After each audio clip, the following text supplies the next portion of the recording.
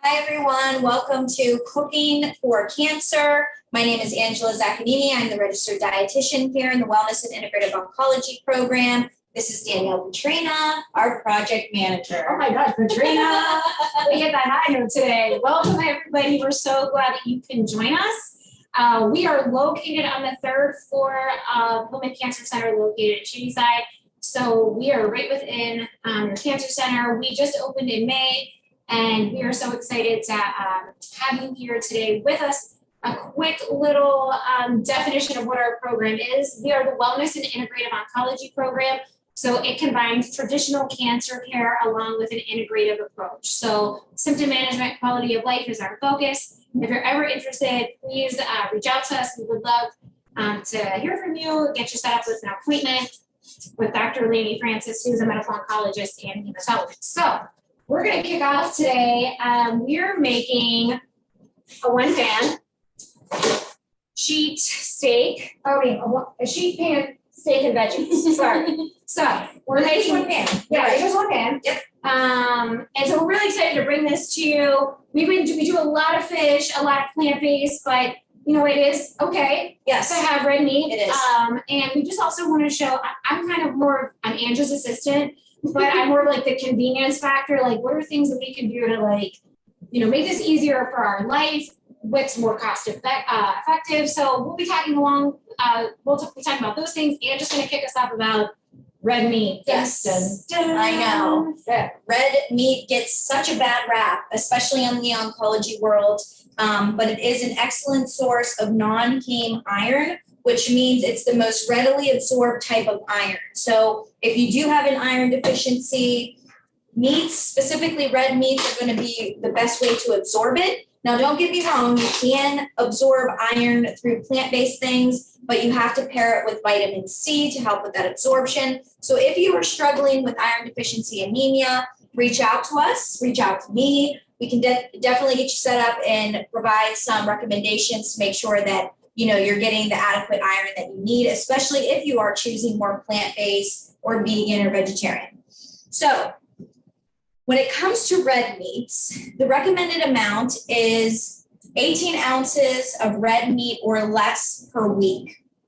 18 ounces or less per week. So if you break that down, one serving of red meat is going to be about 3 ounces, which would be the palm of your fist, or the palm of your hand, or like a deck of cards. Oh, I like that. Yeah, so it could be like that width, that height, to give you that comparison of what 3 ounces would be.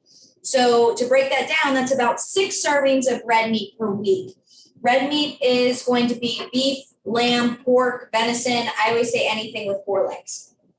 So that doesn't include your chicken, your turkey, your fish, only red meats. So 18 ounces or less. And if you think about it, that's a pretty big amount. 18, well, she's like, no, it's not, Angela. Oh, 18 ounces or less a week. Yeah. I mean, because like I'm not gonna have a 3 ounce fillet. I know, I'm sorry. What are you gonna have? 12, 6. I do 6. Okay. Yeah. I mean, like I've done like 8. I'm like, oh, Yeah, that's it's a little bit heavy. much. Yeah. But Yeah. like I think 6 is reasonable. Yeah. Am I like ruining your whole spiel? No. But I went to Meat and Potatoes before, and I'm pretty sure they have like a 72 ounce or something. It's like a tomahawk. Wait. You might be too young for this, but The Great Outdoors, you ever see that movie with John Candy? No. And he like sits Like a there. tomahawk. Oh my gosh. I mean, it's like 72 ounces. I mean, that's Crazy. your over monthly Yeah. abundance of red meat and one serving. And I've seen this couple house a tomahawk steak and meat and potatoes. And it just like, they slapped it on their table. It took over the whole table. And I was just like, whoa. So you have that too. I think like my husband and I one time at Morton's, we shared like probably like an 18 or 20. Okay. Like that was, I mean, we didn't finish it, but it was like cool how they presented it and all that. But like, yeah. I mean, that's definitely a special occasion. Yeah, something you're gonna do exactly. like once in your life and be like, yeah, we actually got the tomahawk steak. And lived. Yeah.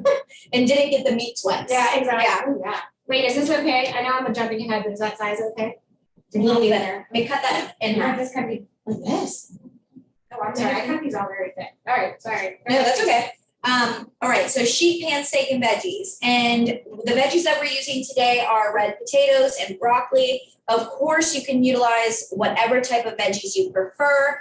The veggies that we're using are high fiber. We're keeping the skin on the red potatoes. We're using cruciferous vegetables, so broccoli. If you're having issues with GI stuff, if you're having diarrhea, then a high fiber meal like this probably wouldn't be your best option. We're using a lot of olive oil, we're using fresh herbs, so this might not be the best for you. But then again, you could do some sort of steak or a lean protein with a potato without the skin, or do some cooked carrots or cut asparagus tips, and those are easier to digest. All right, so what we did first is we parboiled the potatoes, and we diced them so that they're going to be softer, because if you just bake them, they're going to take pretty long to cook and get soft. And we did this before we practiced our recipes, and we did it that way. You're going to want to dice them. Yes, definitely want to dice them and not keep them in that whole form, because it's going to take longer to cook, and it's definitely going to be a harder consistency. And I personally like my potato soft. Yeah. So we parboiled, and I'm just going to have those drain in the colander, and we're going to add them to this bowl of broccoli. Danielle is slicing we used flank steak this time. Yeah, so we did some flank. So last time, what did we use? Sirloin? yeah, we use like top sirloin. Top sirloin steak, which I believe that's what the recipe calls for. Yes, top sirloin steak. We got the flank steak. It's a lot easier to cut, I would say. Yeah, except if you don't cut them super thick, and I'm going backwards. And tell them about where you purchased it, pricing, all that good stuff. stuff. This was a great price. So let me just show you really quick what this looks like. So we went to Trader Joe's. We've been trying to shop different places. Like, we are not a place that we were going to Whole Foods a lot for a while. We're just trying to shake it up, show you guys some different options. I know Aldi has some flank steak. I get a little with Aldi, like, you gotta be careful purchasing some meat there. You can cut a lot of fat off, which is fine, but you're gonna work for it. So let me just show you guys this. So let me try to take this over here without dumping all the raw meat on the floor. We'll still cook it, we just wanna eat it. Okay, so look at all of this. This was about $14 at Trader Joe's. So that's like not bad. Like, they're thick. There's not a lot of fat on this at all. You're gonna have a little bit just to have the taste right in. Yeah, like you could tell. Yep, you could tell there is marbling. So the white in the meat is going to be where the fat is. Yeah. You can obviously trim it down a little bit more if you wanted to, but without the fat, you're going to lose that moisture. You're going to lose the flavor. And there's not that much. Yeah. But we bought everything at Trader Joe's this week. So I would say this probably cost us. We doubled our recipe because we practiced this ahead of time. I would say it cost us less than $20 for one meal. Okay. So, and again, this is going to feed about 4 people. I would say this piece of steak. So keep that in mind. If it's just the 2 of you at home, you're going to have some great leftovers. For sure. So keep that in mind. Yep. All right. So we have our broccoli. We're going to add the boiled potatoes to the bowl of the broccoli. And we are going to flavor that first with some olive oil, of course. 2 tablespoons is good. We're going to add some salt and pepper. We'll like stop standing there doing that. It's really annoying. She is the assistant. I am. I call her Gordon Ramsay at times when she gets a little nasty with me. Okay, have I ever got nasty? I mean, like, fun nasty. Oh, You're good. like, for real. Oh my Like, God. could you imagine me coming in swearing at you? I mean, I would appreciate it. So, I mean, you're asking the wrong person, but no, we are 2 Italians, both. What's our sign? We're Cancer. cancers, So we get along good. yeah. Okay, so I did. Okay, got me Salt. red pepper. Yeah. Okay. We have some dried thyme. The recipe calls for about 1 teaspoon of dried thyme. We also, from our wonderful coworker, Nikki Kajanica. Oh, that Nikki. I know, she planted some fresh herbs, so we have some fresh thyme to use, and we'll sprinkle that on at the end of the recipe. So we have salt, pepper, thyme, and we're gonna add, the recipe calls for 3 cloves of garlic, but we already have minced garlic because we like the convenience factor of It it. smells So wonderful, yes. I couldn't live in garlic, but I could smell garlic. I want that as an aromatherapy. Oh my you know? gosh. That'd be so fun. Do you want me to? I know. Yep, so we can put that, layer it all up on a sheet pan. Do you want me to divide this or like how's this work? So you could lay it out and then make some room in the middle for the steak. Okay. See, this is good that she has the amateur doing this, so you can all see what not to do. Okay, so the recipe actually calls for broiling this. So it cooks fast, everything cooks in like evenly, one temperature.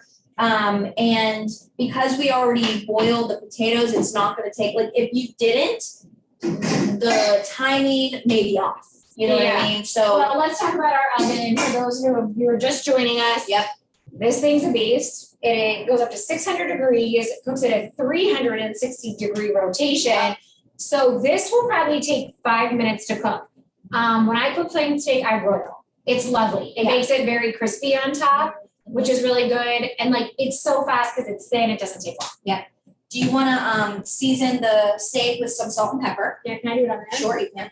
And that's the thing, when we made this earlier, Danielle asked me what I flavored the steak with, literally only salt and pepper. It was so good. I was Yeah. like, oh, what should you do with this? Because you're putting it all on one sheet pan, the flavoring from the vegetables is going to move into the steak and kind of grab all that flavor, that moisture. You'll notice that when it cooks, it's going to have some sort of liquid coming. We did use a little bit of olive oil, but that's the only Can I liquid we use. can I palette Sure, it? Because this is all cooked, so. I wanna cook. And yeah, when we made this earlier, we did it at 600 degrees and it did take about 5 minutes.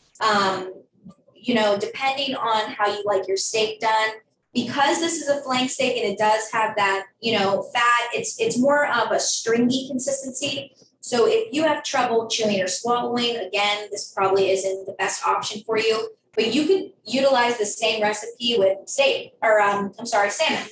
Oh, yeah. Yeah. I'm gonna do it. I just didn't want to grab the No, salt. sure, that's pepper, raw Yeah. meat. So if you have trouble GI, digestion problems, swallowing, a strip steak or a flank steak, a sirloin, because of that stringy consistency and the fat content, it's probably not gonna be the best option. It's very hard, it's like tough, Yeah. would you say? Yeah. Like it requires some extra chewing. And we don't wanna cook this too well done because then it gets really tough and chewy. Yeah. So if you're broiling this, it's going to take about literally 4 to 5 minutes as well. Yeah. And if you're doing, like, you know, if you want to do a fillet, you can certainly do a fillet in the broiler. I do that a lot. I think it's like for medium rare, 8 minutes. Okay, do you flip it? I do. Okay, and that's something here too, you could flip it per side, like 4 minutes on one side, 4 minutes I on the have a other. broiling question. Sure, At home, do you keep your door open when you broil or do you close it? I close it.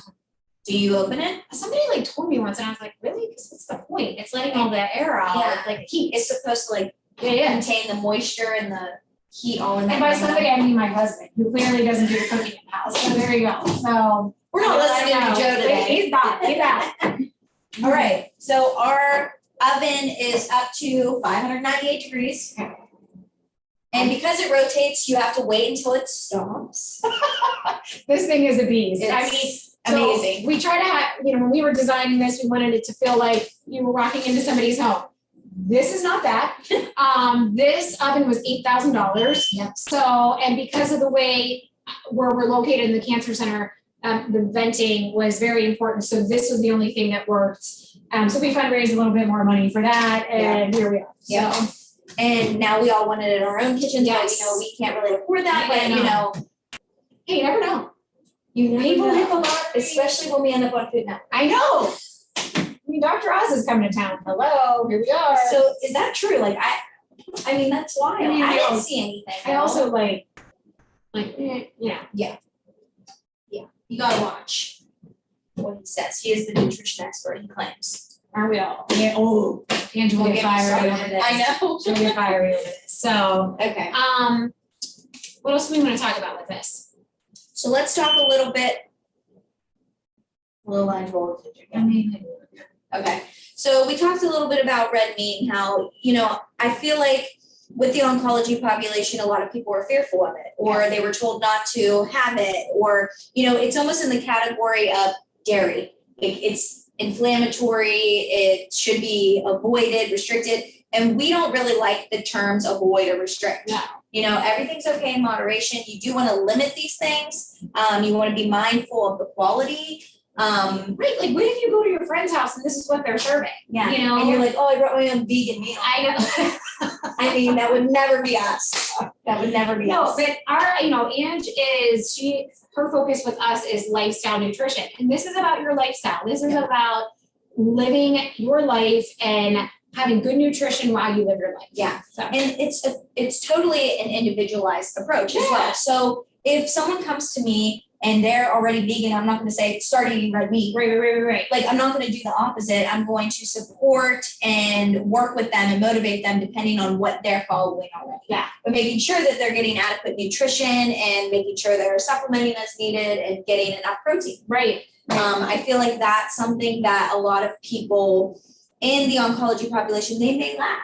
Yeah. I had a patient recently who had to increase his protein due to surgery and wound healing and all of that. And he was keeping track of how much protein he was consuming, and he was not even close to his recommended amount. Yeah. He was like, this is very difficult.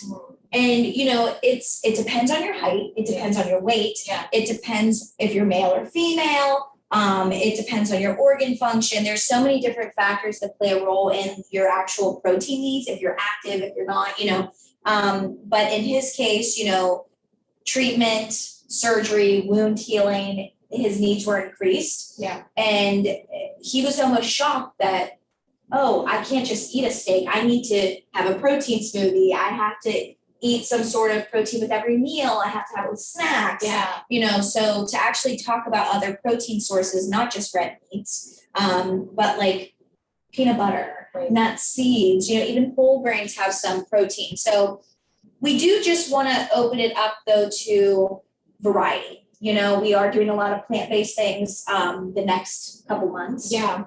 But we wanted to make sure that this works for everyone. Right. We're doing a lot of fish too. I think fish is probably that's what intimidates me. Cooking it or cooking it. Okay. Yeah. Okay. And just like selecting it, and just, because I think it's so easy to make fish taste rubbery.